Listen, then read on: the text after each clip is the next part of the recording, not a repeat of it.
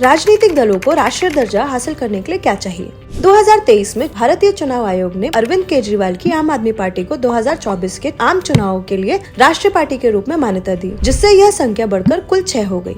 लेकिन एक राजनीतिक पार्टी राष्ट्रीय पार्टी के रूप में मान्यता प्राप्त कैसे करती है?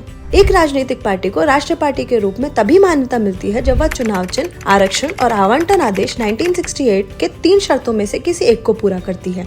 पहली शर्त, 4 या अधिक राज्यों में लोकसभा या विधानसभा चुनाव में कम से कम 6% वोट प्राप्त करे और कम से कम 4 लोकसभा सदस्य हो। दूसरी शर्त, लोकसभा की कम से कम 2% सीटें हों और कम से कम 3 राज्यों में उम्मीदवार हों। तीसरी शर्त, कम से कम 4 राज्यों में राज्य पार्टी के रूप में मान्यता प्राप्त हो।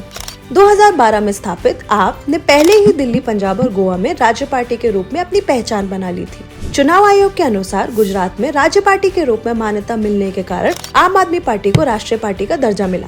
लेकिन राष्ट्रीय पार्टी बनने की होड़ क्यों है? राष्ट्रीय पार्टी का दर्जा प्राप्त करने पर कई फायदे मिलते हैं, जैसे कि सभी राज्यों में एक समान पार्टी प्रतीक, चुनाव के दौरान सार्वजनिक प्रसारकों पर मुफ्त प्रसारण समय, नई दिल्ली में पार्टी कार्यालय की जगह आदि।